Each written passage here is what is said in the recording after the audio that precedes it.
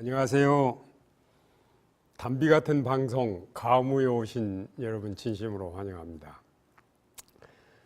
그 천연 치료를 할 때 우리 건강에 결정적인 영향을 주는, 가장 큰 영향을 주는 것들이 뭘까요? 저는 당당하게 사랑이라고 표현하고 싶습니다. 사랑의 에너지. 이 사랑의 힘은 인간의 말로는 다 표현하기가 어려울 정도로 굉장히 강력합니다. 지금 현재 일반적으로 나라들마다 어린 아이들을 우유를 먹이는 대신에 모유를 먹입니다.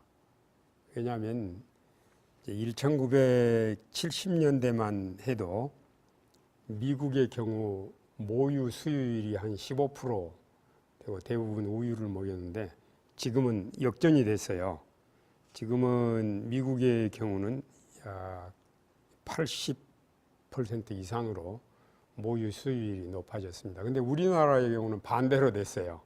1960년대는 90% 이상이 대부분이 이 모유를 먹였는데 지금은 반대로 역전이 됐습니다. 그런데 그 모유가 장점이 많아요.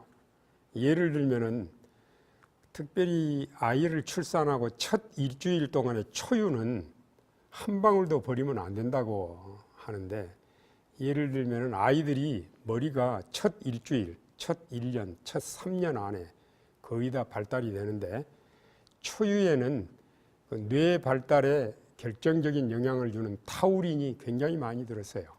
그리고 이 아이의 일생 동안 면역력에 영향을 주는 면역 글로불린이 듬뿍 들었습니다.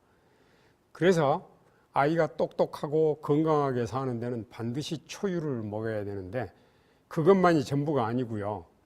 모유를 먹게 되면 가장 강력한 영향을 주는 것이 사랑의 접촉입니다. 아이가 차가운 고무 젖꼭지를 물고 자라는 아이하고 엄마의 체온이 담긴 젖꼭지를 물면서 엄마의 고동 소리를, 맥박 치는 소리를 들으면서 이렇게 사랑의 접촉, 이것은 아이의 성장 호르몬이 정상적으로 나오게 하고 모든 기능들이 정상적으로 이루게 한다는 것입니다. 그리고 이제 학자들이 여러 가지 그런 유사한 실험을 했어요.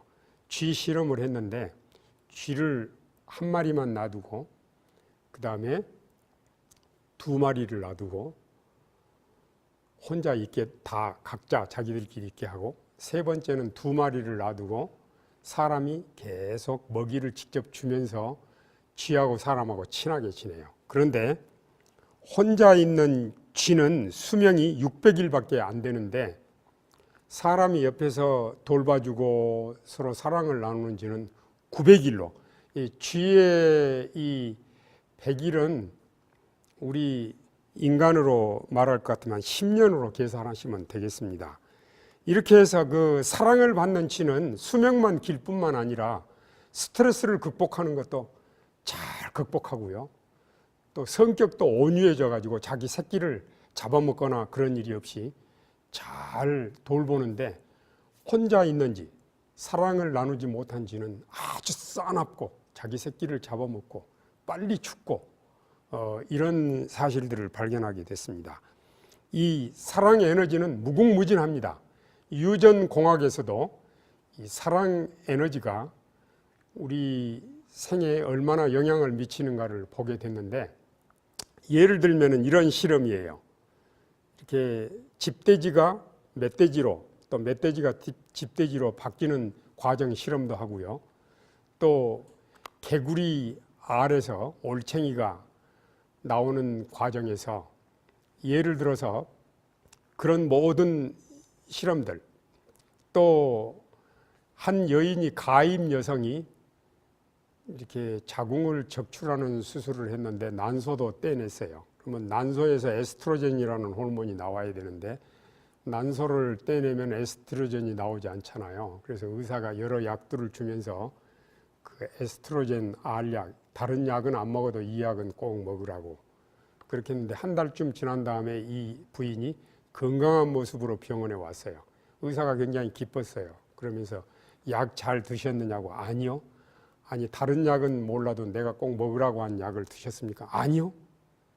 그래서 의사가 놀래서 이렇게 검사실에 연락을 해서 조사를 해보니까 다시 놀라게 됐는데, 이 여인에게서 에스트로겐이 정상적으로 나오는 거예요. 알고 보니까 콩팥 위에 부신 피질에서 에스트로겐이 나와요. 여러분 보십시오.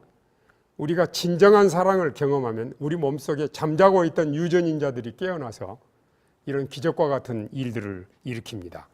이 세상의 종교들, 철학, 모든 그 경전에 사랑이라는 것이 언급이 되지만 다 사랑을 추상적으로 언급하지만 성경이 말하는 기독교는 사랑을 인격적으로 표현합니다. 그래서 성경에는 요한일서 4장 8절에 하나님은 사랑이시라고 표현했는데, 이 하나님은 우리를 너무너무 사랑하셔서 하나님이 인간으로 오셔서 우리의 죽음을 대신해서 죽으셨는데 그게 십자가입니다.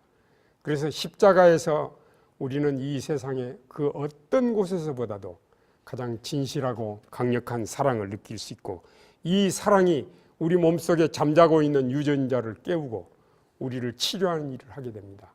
성경에는 여러 많은 환자들이 인간으로 오신 하나님, 예수님에게서 치료를 받는 과정에서도 이 하나님의 사랑이 그들을 치료하는 것을 봅니다. 38년 된 중풍병자나 가버나움의 중풍병자, 12년 동안 하혈증으로 고생하는 여인, 성경의 수많은 여인들이 우리를 진심으로 사랑하는 하나님의 사랑을 받으면서 질병에서 회복이 되고 또 모든 죄에서 용서를 받고 건강하고 행복하게 사는 모습을 보게 됩니다. 그래서 가버나움의 중풍병자는 이런 소원을 가졌었어요. 예수님을 한번 만나고 용서와 평화에 대한 보증을 받을 수 있다면 하나님의 뜻을 따라 살든지 죽든지 만족해야 할 것이다. 그는 병에서 낫는 것 이상으로 마음의 평화를 얻었는데 예수님은 내 죄 사함을 받았느니라고 말씀했고, 그는 죄의 용서와 질병 치료를 통해서 진정으로 행복한 삶을 누릴 수가 있었습니다. 우리들도 마음의 평화를 누릴 때 마음의 평화가 신체의 건강도 가져오고 또 건강한 삶을 통해서 이 땅에서 정말 행복한 생애를 누릴 수 있다는 확신을 가질 수 있습니다. 항상 몸과 마음이 건강하고 행복하시기를 바랍니다. 감사합니다.